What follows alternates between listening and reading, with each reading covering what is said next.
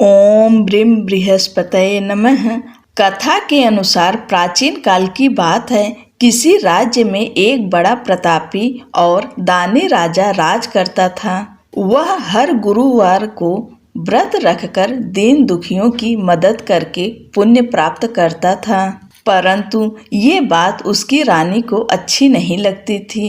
वह न तो व्रत करती थी और न ही दान पुण्य में विश्वास रखती थी। इतना ही नहीं, वह राजा को भी ऐसा करने से मना करती थी। एक समय की बात है, राजा शिकार खेलने के लिए वन गए। घर पर रानी और दासी थी। उसी समय गुरु बृहस्पति देव साधु का रूप धारण कर राजा के दरवाजे पर भिक्षा मांगने आए। साधु ने जब रानी से भिक्षा मांगी तो वह कहने लगी, हे साधु महाराज, मैं इस दान पुण्य से तंग आ गई हूँ। आप कोई ऐसा उपाय बताएं जिससे कि सारा धन नष्ट हो जाए और मैं आराम से रह सकूं।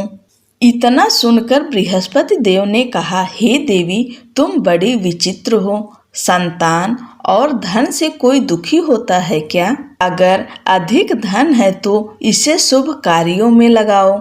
कुंवारी कन्याओं का विवाह कराओ। विद्यालय और बाग बगीचे का निर्माण कराओ, जिससे तुम्हारे दोनों लोग सुधरें। परंतु साधु की इन बातों से रानी को खुशी नहीं हुई। उसने कहा कि मुझे ऐसे धन की आवश्यकता नहीं है जिसे मैं दान दूं और जिसे संभालने में मेरा सारा समय नष्ट हो जाए।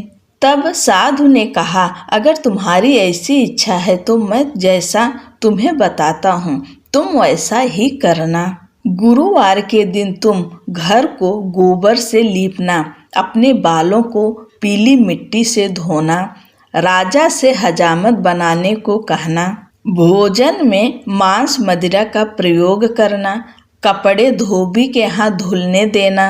इस प्रकार 7 बृहस्पतिवार करने से तुम्हारा समस्त धन नष्ट हो जाएगा।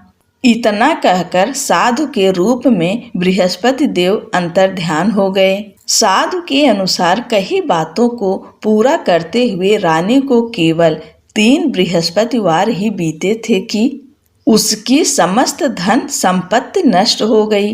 भोजन के लिए राजा का परिवार तरसने लगा। एक दिन राजा ने रानी से बोला कि हे रानी, तुम यहीं रहो, मैं दूसरे देश को जाता हूँ, क्योंकि यहाँ पर सभी लोग मुझे जानते हैं, इसलिए मैं छोटा कार्य नहीं कर सकता। ऐसा कहकर राजा दूसरे देश चला गया। वहाँ वह जंगल से लकड़ी काट कर लाता और शहर में बेचता। इस तरह वह अपना जीवन व्यतीत करने लगा। इधर राजा के परदेश जाते ही रानी और दासी दुखी रहने लगीं। एक बार रानी और दासी को 7 दिन तक बिना भोजन के रहना पड़ा।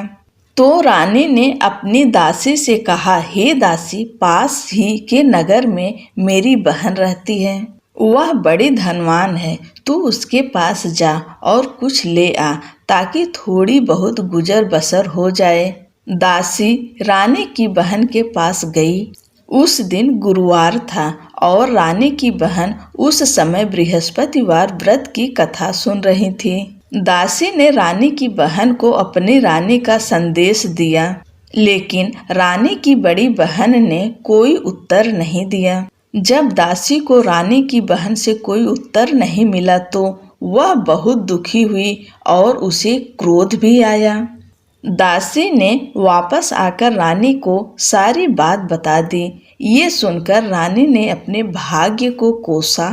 उधर रानी की बहन ने सोचा कि मेरी बहन की दासी आई थी, परंतु मैं उससे नहीं बोली, इससे वह बहुत दुखी हुई होगी। कथा सुनकर और पूजा समाप्त करके वह अपनी बहन के घर आई और कहने लगी, हे बहन, मैं बृहस्पतिवार का व्रत कर रही थी। तुम्हारी दासी मेरे घर आई थी, परंतु जब तक कथा होती है तब तक न उठते हैं और ना ही बोलते हैं, इसलिए मैं नहीं बोली। बताओ दासी क्यों आई थी? रानी बोली, बहन, तुमसे क्या छिपाऊं, हमारे घर में खाने तक को अनाज नहीं है। ऐसा कहते कहते रानी की आंखें भर आई। उसने दासी समेत पिछले 7 दिनों से भूखे रहने की पूरी बात अपनी बहन को बता दी। रानी की बहन बोली, देखो बहन, भगवान बृहस्पति देव सबकी मनोकामनाओं को पूर्ण करते हैं। देखो, शायद तुम्हारे घर में अनाज रखा हो। पहले तो रानी को विश्वास नहीं हुआ, पर बहन के आग्रह करने पर उसने दासी को अंदर भेजा तो उसे सचमुच अनाज से भरा एक घड़ा मिल गया।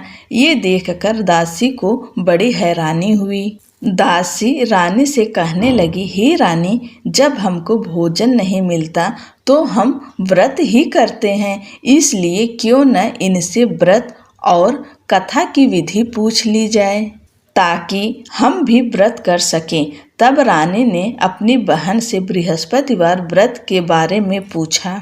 उसकी बहन ने बताया, बृहस्पतिवार के व्रत में चने की दाल और मुनक्का केले की जड़ में अर्पित करें तथा दीपक जलाएं, व्रत कथा सुने और पीला भोजन ही करें। इससे बृहस्पति देव और भगवान विष्णु प्रसन्न होते हैं। व्रत और पूजा की विधि बताकर रानी की बहन अपने घर लौट गई। 7 दिन बाद जब गुरुवार आया तो रानी और दासी ने व्रत रखा। वह घुड़साल में जाकर चना और गुड़ लेकर आई। फिर उससे केले की जड़ तथा विष्णु भगवान की पूजा की। अब पीला भोजन की चिंता को लेकर दोनों बहुत दुखी हुई।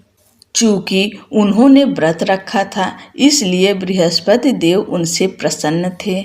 वह एक साधारण व्यक्ति का रूप धारण कर 2 थालों में पीला भोजन दासी को दे गए। भोजन को पाकर दासी प्रसन्न हुई और फिर रानी के साथ मिलकर भोजन ग्रहण किया। उसके बाद वे सभी गुरुवार को व्रत और पूजन करने लगीं। बृहस्पति भगवान की कृपा से उनके पास फिर से धन संपत्ति आ गई, परंतु रानी फिर से पहले की तरह आलस्य करने लगी। तब दासी बोली, देखो रानी, तुम पहले भी इस प्रकार आलस्य करती थी। तुम्हें धन रखने में कष्ट होता था, इस कारण सभी धन नष्ट हो गया, और अब जब भगवान बृहस्पति की कृपा से धन मिला है तो तुम्हें फिर से आलस्य होता है। रानी को समझाते हुए दासी कहती है कि बड़ी मुसीबतों के बाद हमने यह धन पाया है, इसलिए हमें दान पुण्य करना चाहिए, भूखे मनुष्यों को भोजन कराना चाहिए और धन को शुभ कार्यों में खर्च करना चाहिए, जिससे तुम्हारे कुल का यश बढ़ेगा, स्वर्ग की प्राप्ति होगी और पितृ प्रसन्न होंगे। दासी की बात मानकर रानी अपना धन शुभ कार्यों में खर्च करने लगी, जिससे पूरे नगर में उसका यश फैलने लगा। उधर एक दिन राजा दुखी होकर जंगल में एक पेड़ के नीचे आसन जमाकर बैठ गया। वह अपनी दशा को याद करके व्याकुल होने लगा। बृहस्पतिवार का दिन था। एकाएक उसने देखा कि निर्जन वन में एक साधु प्रकट हुए। वह साधु वेश में स्वयं बृहस्पति देवता थे। लकड़हारे के सामने आकर बोले, हे लकड़हारे, इस सुनसान जंगल में तू इतना चिंता मग्न क्यों बैठा है? लकड़हारे ने दोनों हाथ जोड़कर प्रणाम किया और उत्तर दिया, हे महात्मा जी, आप सब कुछ जानते हो, मैं क्या कहूँ। यह कहकर रोने लगा और साधु को अपनी आत्मकथा सुनाई। महात्मा जी ने कहा, तुम्हारी स्त्री ने बृहस्पति के दिन बृहस्पति भगवान का निरादर किया है, जिसके कारण रुष्ट होकर उन्होंने तुम्हारी यह दशा कर दी है। अब तुम चिंता को दूर करके मेरे कहने पर चलो तो तुम्हारे सब कष्ट दूर हो जाएंगे और भगवान पहले से भी अधिक संपत्ति देंगे। तुम बृहस्पति के दिन कथा किया करो। 2 पैसे के चने मुनक्का लाकर उसका प्रसाद बनाओ और शुद्ध जल से लोटे में शक्कर मिलाकर अमृत तैयार करो। कथा के पश्चात अपने सारे परिवार और सुनने वाले प्रेमियों में अमृत व प्रसाद बांटकर आप भी ग्रहण करो। ऐसा करने से भगवान तुम्हारी सब मनोकामनाएं पूरी करेंगे। साधु के ऐसे वचन सुनकर लकड़हारा बोला, हे प्रभु, मुझे लकड़ी बेचकर इतना पैसा नहीं मिलता जिससे भोजन के उपरांत कुछ बचा सकूं। मैंने रात्रि में अपनी स्त्री को व्याकुल देखा है। मेरे पास कुछ भी नहीं जिससे मैं उसकी खबर मंगा सकूं। साधु ने कहा, हे लकड़हारे, तुम किसी बात की चिंता मत करो। बृहस्पति के दिन तुम रोजाना की तरह लकड़ियां लेकर शहर को जाओ। तुमको रोज से दुगुना धन प्राप्त होगा जिससे तुम भली भांति भोजन कर लोगे तथा बृहस्पति देव की पूजा का सामान भी आ जाएगा। इतना कहकर साधु अंतर ध्यान हो गए। धीरे धीरे समय व्यतीत होने पर फिर वही बृहस्पतिवार का दिन आया। लकड़हारा जंगल से लकड़ी काट कर शहर में बेचने गया। उसे उस दिन और दिन से अधिक पैसा मिला। राजा ने चना, गुड़ आदि लाकर गुरुवार का व्रत किया। उस दिन से उसके सभी क्लेश दूर हुए, परंतु जब दोबारा गुरुवार का दिन आया तो बृहस्पतिवार का व्रत करना भूल गया। इस कारण बृहस्पति भगवान नाराज हो गए। उस दिन उस नगर के राजा ने विशाल यज्ञ का आयोजन किया तथा शहर में यह घोषणा करा दी कि कोई भी मनुष्य अपने घर में भोजन न बनावे न आग जलावे। समस्त जनता मेरे यहाँ भोजन करने आवे। इस आज्ञा को जो न मानेगा उसे फांसी की सजा दी जाएगी। इस तरह की घोषणा संपूर्ण नगर में करवा दी गई। राजा की आज्ञा अनुसार शहर के सभी लोग भोजन करने गए, लेकिन लकड़हारा कुछ देर से पहुंचा। इसलिए राजा उसको अपने साथ घर लिवा ले गए और ले जाकर भोजन करा रहे थे तो रानी की दृष्टि उस खूंटी पर पड़ी जिस पर उसका हार लटका हुआ था। वह वहां पर दिखाई नहीं दिया। रानी ने निश्चय किया कि मेरा हार इस मनुष्य ने चुरा लिया है। उसी समय सिपाहियों को बुलाकर उसको कारागार में डलवा दिया। जब लकड़हारा कारागार में पड़ गया और बहुत दुखी होकर विचार करने लगा कि न जाने कौन से पूर्व जन्म के कर्म से मुझे यह दुख प्राप्त हुआ है, और उसी साधु को याद करने लगा जो कि जंगल में मिला था। उसी समय तत्काल बृहस्पति देव साधु के रूप में प्रकट हुए और उसकी दशा को देखकर कहने लगे, अरे मूर्ख, तूने बृहस्पति देव की कथा नहीं करी, इस कारण तुझे दुख प्राप्त हुआ है। अब चिंता मत कर। बृहस्पतिवार के दिन कारागार के दरवाजे पर 4 पैसे पड़े मिलेंगे। उनसे तू बृहस्पति देव की पूजा करना, तेरे सभी कष्ट दूर हो जाएंगे। बृहस्पति के दिन उसे 4 पैसे मिले। लकड़हारे ने कथा कही। उसी रात्रि को बृहस्पति देव ने उस नगर के राजा को स्वप्न में कहा, हे राजा, तुमने जिस आदमी को कारागार में बंद कर दिया है वह निर्दोष है। वह राजा है, उसे छोड़ देना। रानी का हार उसी खूंटी पर लटका है। अगर तू ऐसा नहीं करेगा तो मैं तेरे राज्य को नष्ट कर दूंगा। इस तरह रात्रि के स्वप्न को देखकर राजा प्रातःकाल उठा और खूंटी पर हार देखकर लकड़हारे को बुलाकर क्षमा मांगी तथा लकड़हारे को योग्य सुंदर वस्त्र आभूषण देकर विदा कर दिया। बृहस्पति देव की आज्ञा अनुसार लकड़हारा अपने नगर को चल दिया। राजा जब अपने नगर के निकट पहुंचा तो उसे बड़ा आश्चर्य हुआ। नगर में पहले से अधिक बाग, तालाब, कुएं तथा बहुत ही धर्मशाला, मंदिर आदि बन गई है।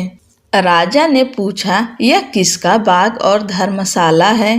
तब नगर के सब लोग कहने लगे, यह सब रानी और बांदी के हैं।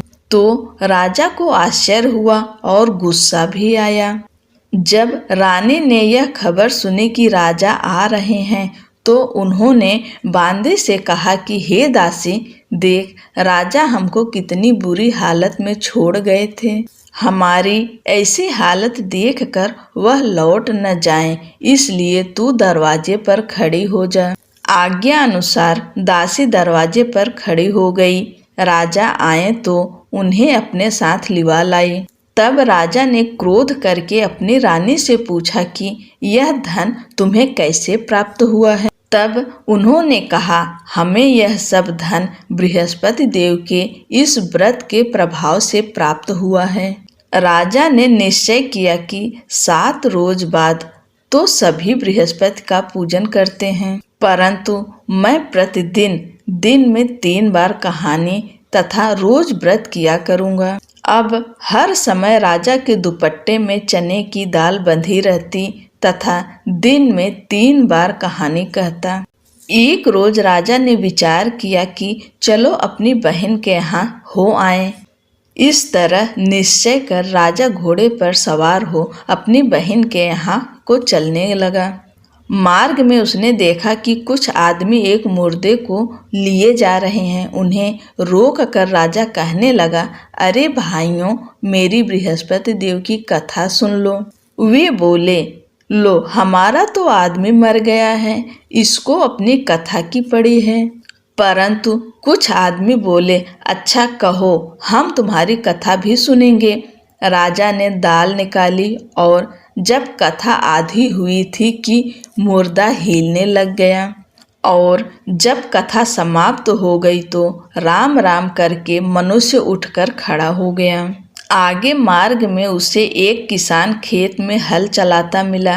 राजा ने उसे देख और उससे बोले, तुम मेरी बृहस्पतिवार की कथा सुन लो। अरे भैया, किसान बोला, जब तक मैं तेरी कथा सुनूंगा तब तक 4 हरैया जोत लूंगा। जा, अपनी कथा किसी और को सुना। इस तरह राजा आगे चलने लगा। राजा के हटते ही बैल पछाड़ खाकर गिर गए तथा किसान के पेट में बड़ी जोर का दर्द होने लगा। उसी समय उसकी माँ रोटी लेकर आई। उसने जब यह देखा तो अपने पुत्र से सब हाल पूछा और बेटे ने सभी हाल कह दिया। तो बुढ़िया दौड़ी दौड़ी उस घुड़सवार के पास गई और उससे बोली कि मैं तेरी कथा सुनूंगी, तू अपनी कथा मेरे खेत में चलकर ही कहना।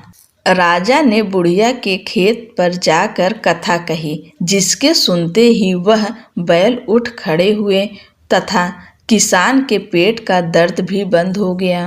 राजा अपनी बहन के घर पहुंचा। बहन ने भाई की खूब मेहमानी की। दूसरे रोज प्रातःकाल राजा जगा तो वह देखने लगा कि सब लोग भोजन कर रहे हैं। राजा ने अपनी बहन से कहा, ऐसा कोई मनुष्य है जिसने भोजन नहीं किया हो, मेरी बृहस्पतिवार की कथा सुन ले। बहन बोली, हे भैया, यह देश ऐसा ही है कि पहले यहाँ लोग भोजन करते हैं, बाद में अन्य काम करते हैं। अगर कोई पड़ोस में हो तो देखाऊं। वह ऐसा कहकर देखने चली गई, परंतु उसे कोई ऐसा व्यक्ति नहीं मिला जिसने भोजन न किया हो। अतः वह एक कुम्हार के घर गई जिसका लड़का बीमार था। उसे मालूम हुआ कि उनके यहाँ 3 रोज से किसी ने भोजन नहीं किया है। रानी ने अपने भाई की कथा सुनने के लिए कुम्हार से कहा तो वह तैयार हो गया। राजा ने जाकर बृहस्पतिवार की कथा कही, जिसको सुनकर उसका लड़का ठीक हो गया। अब तो राजा की प्रशंसा होने लगी। एक रोज राजा ने अपनी बहन से कहा कि हे बहन, हम अपने घर को जाएंगे, तुम भी तैयार हो जाओ। राजा की बहन ने अपनी सास से कहा। सास ने कहा, हाँ चली जा, परंतु अपने लड़कों को मत ले जाना, क्योंकि तेरे भाई के कोई औलाद नहीं है। बहन ने अपने भैया से कहा, हे भैया, मैं तो चलूंगी, पर कोई बालक नहीं जाएगा। राजा ने बोला, जब कोई बालक नहीं चलेगा तब तुम ही क्या करोगी। बड़े दुखी मन से राजा अपने नगर को लौट आया। राजा ने अपनी रानी से कहा, हम निर्वंशी हैं, हमारा मुंह देखने का धर्म नहीं है और कुछ भोजन आदि नहीं किया। रानी बोली, हे प्रभु, बृहस्पति देव ने हमें सब कुछ दिया है, वह हमें औलाद अवश्य देंगे। उसी रात को बृहस्पति देव ने राजा से स्वप्न में कहा, हे राजा उठ, सभी सोच त्याग दे, तेरी रानी गर्भ से है। राजा की यह बात सुनकर बड़ी खुशी हुई। 9वें महीने में उसके गर्भ से एक सुंदर पुत्र पैदा हुआ। तब राजा बोला, हे रानी, स्त्री बिना भोजन के रह सकती है पर बिना कहे नहीं रह सकती। जब मेरी बहन आवे तुम उससे कुछ कहना मत। रानी ने सुनकर हाँ कर दिया। जब राजा की बहन ने यह शुभ समाचार सुना तो वह बड़ी खुश हुई तथा बधाई लेकर अपने भाई के यहाँ आई। तब रानी ने कहा, घोड़ा चढ़कर तो नहीं आई, गधा चढ़ी आई। राजा की बहन बोली, भाभी, मैं इस प्रकार न कहती तो तुम्हें औलाद कैसे मिलती। बृहस्पति देव ऐसे ही हैं, जैसी जिसके मन में कामनाएं हैं सभी को पूर्ण करते हैं। जो सद्भावना पूर्वक बृहस्पतिवार का व्रत करता है एवं कथा पढ़ता या सुनता है, दूसरों को सुनाता है, बृहस्पति देव उसकी सभी मनोकामनाएं पूर्ण करते हैं। भगवान बृहस्पति देव उसकी सदैव रक्षा करते हैं। संसार में जो मनुष्य सद्भावना से भगवान जी का पूजन व्रत सच्चे हृदय से करते हैं तो उनकी सभी मनोकामनाएं पूर्ण करते हैं। जैसी सच्ची भावना से रानी और राजा ने उनकी कथा का गुणगान किया तो उनकी सभी इच्छाएं बृहस्पति देव जी ने पूर्ण की थी। इसलिए पूर्ण कथा सुनने के बाद प्रसाद लेकर जाना चाहिए। हृदय से उसका मनन करते हुए जयकारा बोलना चाहिए। बोलो बृहस्पति देव भगवान की जय, भगवान विष्णु माँ लक्ष्मी की जय। जय श्री कृष्ण। राधे राधे।